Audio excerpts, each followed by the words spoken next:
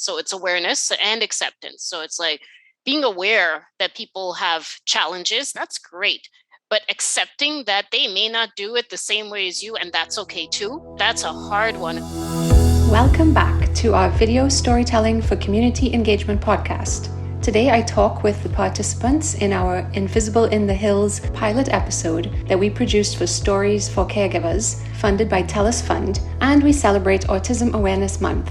We chat with Vivian, the parent and primary caregiver for her autistic son Solomon, Breanne from Fiddlehead Care Farm that offers therapeutic support and where Solomon spends his summer camp time, and Jane from the Ontario Caregiver Organization that is our expert support for this project. When you have a project with Telus in healthcare, you have to have some kind of expert support. I guess just to make sure you aren't inventing these ideas yourself or spreading misinformation. So it's very nice of Jane and her organization to give us that support. And Jane, I'll just briefly introduce you to Breanne. I don't know if you've met Breanne, but Breanne is with the Fiddlehead Care Farm. Yeah, we haven't met. It's surprising we haven't, but we haven't. Yeah. And I learned about your farm on the video. So, got to see a few of our friends there, and looks lovely. And we also have Vivian with us. So Vivian is the parent of Solomon, and she is the primary caregiver. So she is featuring very prominently in our video. It's really Vivian's story and her family's story that we were showcasing. Maybe we'll just start with Vivian. Vivian, do you want to give us some of your thoughts on how the storytelling process was for you, and how it feels? A lot of people are nervous going on camera or sharing their own personal story. But you and your husband were really good at describing your feelings and your challenges. You want to tell us a little bit about what you thought about explaining your situation? I thought, first of all, I really liked you guys. You guys are really easy to deal with. I didn't feel at any time at unease, because I know it's a lot of the questions. Some of them were challenging. They truly were, but I never felt, uneasy about answering questions. As I say, I like to tell others, I like to help others, and this is part of how you help others, is that sometimes somebody has to step up and be the one to speak up, because nobody knows unless somebody is the voice out there. I think that was one of the really important things. And everybody I'm talking to, that's what's resonating with them. They're like, you're so brave to step up to talk, because I feel uncomfortable. I don't want to. I said, well, this is what I'm trying to do. Nobody can be aware if they don't know there's a problem.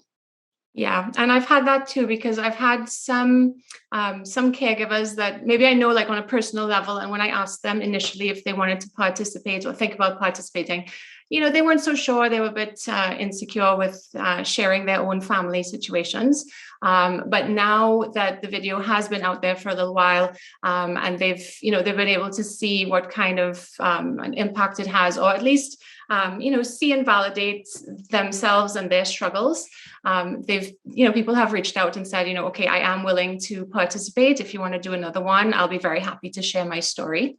But Vivian, I was wondering, what other kind of feedback did you get from people in your circle of caregivers? Or, I know you have a good network with other parents of autistic children. What kind of comments have you had from them, if any? Well, a lot of them, I guess, were surprised that I talked about my family background and the kind of, I'm going to call them almost prejudices in a way that people have towards people who are disabled. They were surprised that I was willing to step out. And I know even James himself was surprised that I was willing to mention the fact. But I mean, in my family, Solomon is not the only one with a disability. I have a cousin who's disabled. And when I said what I said, literally this cousin, she lives in another country, but I don't know much about her because her parents keep her sheltered, because they're concerned, because they're scared, because of the different. That's what it is. So. Mm-hmm. And I mean, that's very related to what I was going to ask about autism awareness and autism acceptance, because I know it's Autism Awareness Month. And, some people don't really want to use the word awareness. They want to use the word acceptance. I don't know if this is something like maybe you or Jane want to join in on this. What do you think about, the difference between awareness and acceptance? Okay, awareness is always the first step. Yes, we should be aware, but that's great. I mean, it's the same way you should be aware that you should have carbon monoxide detectors in your home. Yes, you should be aware of these things, but then again, having an escape plan out of your house is also an important part of it. So it's awareness and acceptance. So it's like being aware that people have challenges, that's great, but accepting that they may not do it the same way as you, and that's okay too. That's a hard one, and I've struggled with that many times, because if you have to explain to somebody who doesn't know, they'll tell you this, they'll tell you that, they'll tell you the other, until you're just like, okay, you don't understand. So here are some suggestions, maybe some things you might want to read. So maybe you might come to acceptance, I think. Mm-hmm. I think the other big piece too is just that the more and more, even around the awareness, I think there's that idea that I've met or interacted with one person with autism, and so I know what autism is. And there just is such a large span, and that's based on, genetics, the opportunities that they've had, the way that the autism or neurodiversity sort of presents. In their case, there's just so many different pieces. And so I think even the awareness piece, I totally agree with what Vivian's saying, but even just the awareness that the amount of people who are diagnosed with autism and the differing ways that it plays out in their lives and their families' lives are such an important piece. And then the acceptance piece is not just accepting them with a bunch of caveats. It's accepting every person for who they are, and what makes them unique and special, rather than, okay, I accept you have autism and therefore I'm going to put you in this specific pot. And therefore it means, like back to those biases and stuff, automatically assuming that what that means for that individual, for their family, for what we expect of them, for what they should be able to access, and those type of things. So, awareness and acceptance they're big terms. They can mean so much. Yes, and with Ontario Caregiver Organization, obviously part of our mandate is to spread awareness about the needs of caregivers like Vivian and others, regardless of the type of condition someone has that they're caring for. And how do we, support those caregivers when they're in need? And many times there is that piece of acceptance in the caregiver themselves as well, to, aside from others accepting the person you're caregiving for, is really looking inside and accepting the situation as it is, and how the person you're caring for is, how they want to be cared for, what you can and can't do or accomplish, and then coming to that place of acceptance, you can start to care for yourself too, and feel less of an internal struggle there that helps you even get the support you might be looking for. Mm-hmm. Yeah, and one of the things that I learned throughout this production is that, the terminology is also, it's very important, like if you're talking about acceptance or awareness, it's a different thing, it's a different mindset. Similarly with children who are autistic, there's, some parents prefer autistic children or children living with autism. All of the terminology is so, it's so foreign to people who haven't been exposed to it or, know someone going through it. Similarly with the high functioning and low functioning, or high support, low support. I think those, the kind of the vocabulary that we use and how we describe the situations is very important, not just for the awareness, but for the acceptance, because, what I've come to learn is that autistic children come in so many different varieties that it's not fair to judge how much caregiving a parent has to give, depending on what you can see from the child, because the child might look like they can go through their day-to-day tasks, but there's a lot of effort being made on the child and on the caregiver that we don't see. So I think the judging and the assumptions that people make, a lot of the time it comes down to the vocabulary that's being used or that's just being thrown around, and that is something that I've learned through this process, especially through other caregivers who have reached out to me and had these discussions on, how do we describe the situation of the child and the parent.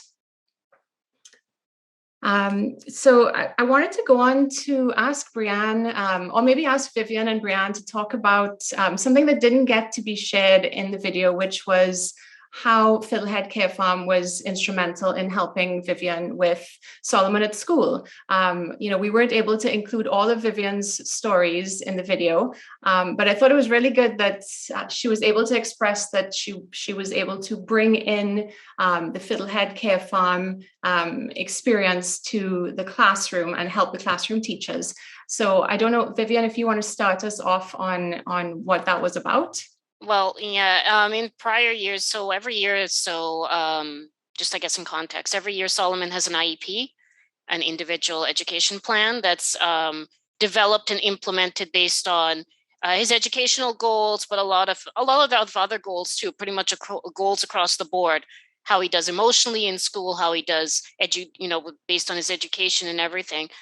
This year I asked Fiddlehead to step in that role. Previously, I had a support person from DCAFs, but she wasn't available this particular year. But Fiddlehead was really good because Breanne and Steph, they both come from a background where they've dealt with children like this for a very, very long time with autistic kids. And they see Solomon not in a classroom. They see him out doing things, seeing him be the leader, seeing him wanting to lead the game of hide and seek and leading everybody in the walk in the woods and all of those things. Like, these are the things that they see him doing. And a lot of the goals that they said he wasn't meeting in school, he was happily meeting them at camp because the ask was different. It wasn't show me what you know how to do. It's like, here, let's do it together. It's fun. Mm-hmm. Breanne, do you want to elaborate on that? Like, thank you. What you see, yeah. Absolutely. Thank you so much for that, Vivian. And yes, it all really starts with Vivian being such an incredible advocate. I can't express how much, we've seen that and how much that has played into our ability to, or our honor of seeing Solomon grow throughout the year. So we were very happy to be invited to the IEP meeting. And I think we took two parts. One was, unfortunately, a lot of caregivers don't always feel like their voice is being heard. And so we can kind of be that second person that's on that caregiver team, on their team, to say, I agree with what Vivian's saying. What are we going to do about that? And for whatever reason, sometimes a therapist or counselor or a doctor or whatever, there's something about, sometimes, unfortunately, their word gets taken at a higher level, which is very unfortunate because we see caregivers as the experts in their children and we should be listening to them as the forefront. The second piece was exactly what Vivian was talking about. We have seen such incredible things in Solomon, and we were able to share some of those times when he was able to show incredible leadership, but it's really about presenting the opportunities in a way that is engaging, that is supportive, that isn't putting him on the spot. And I think the other part, which makes some of the testing at school quite hard, is they often feel it has to be very standardized. So telling the time has to be on a piece of paper, on a worksheet, where he can tell the time very easily. But it's not on a piece of paper. It's in a certain, it's when is lunch and he knows how to do things, or fractions, talking about it on a pie on the wall or a percentage of something versus some of the standardized tools. So I think we really were so excited to play a part in that, in those two ways, helping to be kind of the advocate with mom and a secondary person saying we support who she is and what she does. And secondarily, as a clinician, being able to say, here are some ways that have worked for us, are there opportunities to include that in the classroom? And so I think we've had lots of opportunities when we're invited to be part of those meetings. It's so important to have that wraparound support. So every person that is part of that team, we shouldn't be separate from school, and school shouldn't be separate from us in terms of information sharing. Excellent. Yeah. Breanne, would you like to tell us a little bit more about Fiddlehead Care Farm? Because I know it's the first of its kind in Canada. Do you want to just elaborate on that a bit and tell us what is making it so unique and different? Sure. So I'll try and be quick on this. I have lots to say. And so it's myself, Breanne Mathers, and I'm a certified child life specialist and a therapeutic recreation specialist. And my business partner, Stephanie Deacon, who you see in the video, her and her husband actually own the property. It's a 50-acre organic, working organic farm that we use for therapeutic means. And so we really provide therapeutic and clinical services to children and young adults using this animal-assisted care farming model. So as Miranda, as you mentioned, the activities are built around care farming, which is really big in other countries. The UK, the Netherlands, Australia, places who are, I would say, a little ahead of us from a holistic health perspective. And care farming is just really, it's an evidence-based practice about using farms and agriculture and natural landscapes for physical and mental health. So well established in other countries. We have some incredible therapeutic farms in our area and in Ontario, things like equine therapy or horticultural therapy. What makes us unique is the therapists who pull all of that together. So we don't have equine therapy. We do small animal therapy. So you'll see in the wonderful documentary, we've got chickens, goats, Luna, the mini pig, who always is people's favorite. And so we, Stephanie and I both worked for many, many years in the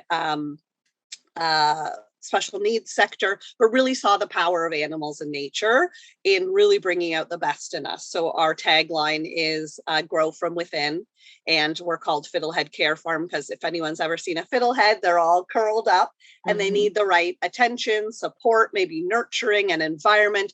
And then they grow into incredible ferns. And that fern was always there. They had everything inside of them that they needed to be their best selves. They just and their unique self, they just needed the right environment. So we do everything from individual and family counseling to camp, which is what Solomon's been really involved in, life skills programming, really any opportunity to get kids and families back out into nature. And we just see such incredible benefits, seeing each child and family for who they are and their unique strengths.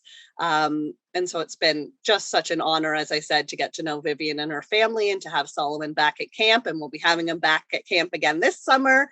And so we just look forward to seeing even more of that growth and support. And he just hops right out of the car and runs down the driveway and is ready to go. And then at the end of the day, an important support that we do provide to families is always really incorporating them. So we provide I think for Vivian and David have said that a really big help has been that we give them a little synopsis, a personal synopsis to each family of the day and things that they can then take home and ask further questions about. So the hide and seek is a perfect example. He is a master hider and seeker. And to be able to see him, it's an integrative camp. So to see him actively, equally playing hide and seek, being the hider and the seeker with children of all needs up to the age of 18 and just being an equal participant.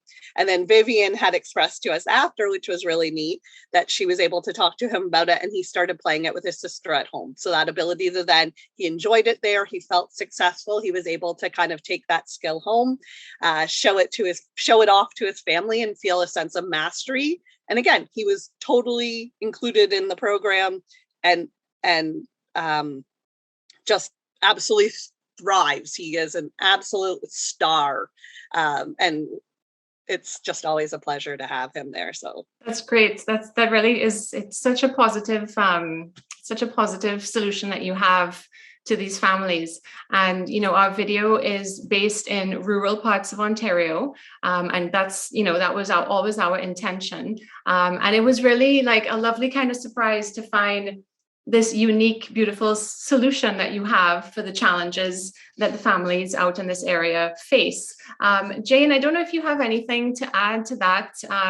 If you're in contact with caregivers all over Ontario, do you see different types of unique solutions like what Breanne is providing?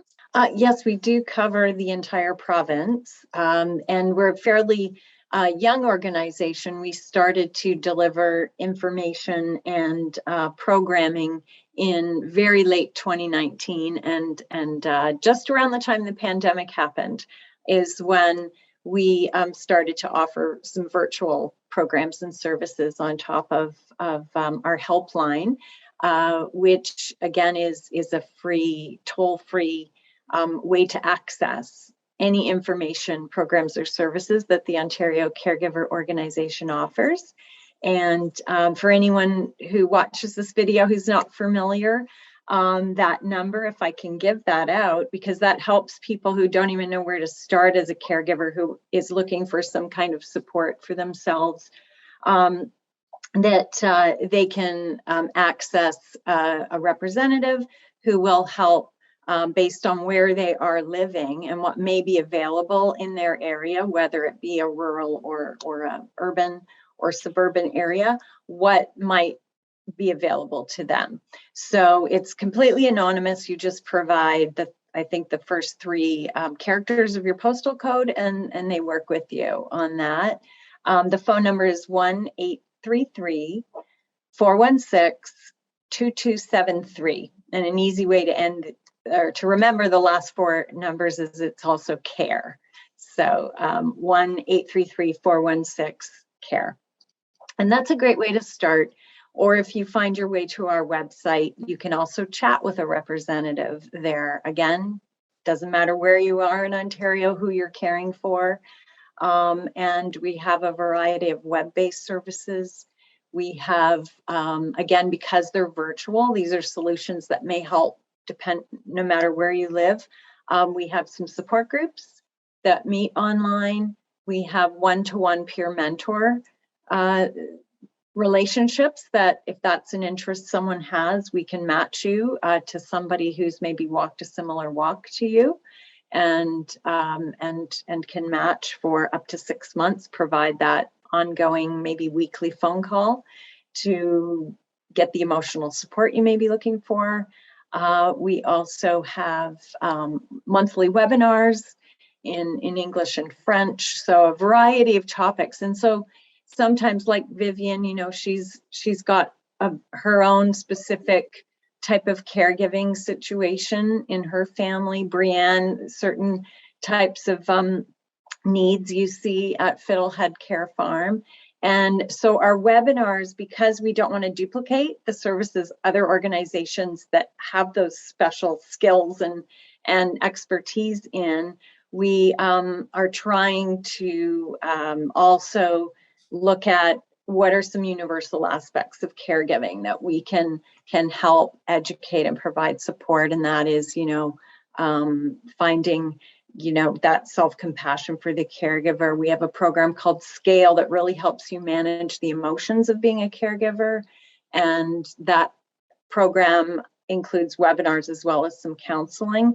So just a vast array of programs and services. And because they're virtual, to your question about are there special solutions in urban versus rural, we're trying to meet the needs of a lot of people, no matter where they are, all the while understanding that internet connection sometimes is a barrier or not, easy in some rural and in some not so rural areas as well. So we try to work with other community-based organizations that are in those communities as well to get access to our programs and services to the people they serve. Mm-hmm. Yes, nice. I've actually been watching a few of your webinars just so that I'm a little more informed myself when I have to, talk to caregivers and plan out, what do we want to talk about. Yeah, they were very good. Oh, that's great. Vivian, let's just touch on the rural and urban problems that we have, because we do have some rural challenges in Orangeville. We didn't get to include all of them in your video, obviously, but I know like the transportation is definitely one of the big challenges that we have in our area. If you don't have a car, as much as Orangeville is a very small town and you can get from one side to the other in 10 minutes in a car, when we're trying to do that by bus, it becomes a whole different situation. Solomon has to see his pediatrician every 6 months. And if you know the Orangeville area, you know that I'll give an example, I live close to the police station and his doctor's office is close to the hospital. Yes, as Miranda says, under 10 minutes by car. But otherwise, it's pretty much he wouldn't go to school the day he had the appointment because I have to pull him because of the time it takes. It's 2 buses. So our buses run on the half an hour, every half an hour, not on Sundays, only on weekdays up until I believe 8 p.m. or something like that. So a weekday appointment would include, if the appointment is at 10, I have to make sure I'm there by 9:30, because there's no guarantee if I catch the bus that would drop me there for 10 that I'd make it. So I'd take the first bus to the changeover point, and then hopefully the other bus is there and catch it. Now, if you miss the bus or something, that's why I always start out that extra half an hour early, because you never know. I think the day we did it, we actually happened to catch the buses right on time, but I've had times where they weren't there on time because of weather or delays or something else.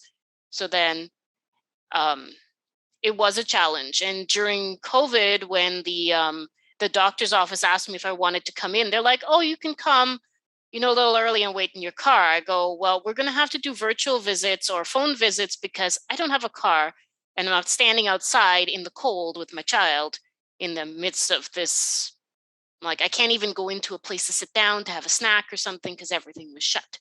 So yeah, there's those challenges. There's always those challenges. And furthermore, if there's any kind of services being rendered outside the community, my husband takes 2 weeks of his vacation time every year, which are off, because those are the weeks for camp. Because I don't have a second car, we have to get Solomon there, which is pretty much like a school day. So it's 9 to 3.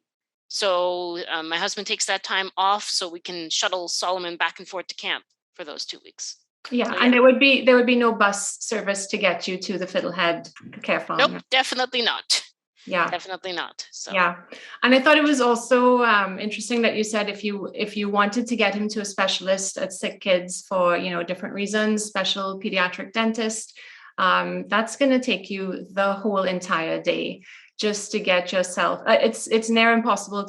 Not impossible, but you can do it with public transport, but it will be very challenging and very time consuming. And I can imagine very difficult to take Solomon on this big adventure on public transport. You'd have to get David's car for the day. So there is a lot of financial and time constraints and pressures put on families in rural areas trying to access specialist services like that. And I think it's great that David does take the time in the summer to get Solomon to the camp, but it's also a sacrifice of vacation time, right? Right. Yeah. Is there anything else, Vivian, that you wanted to tell us that we didn't get to put into the video?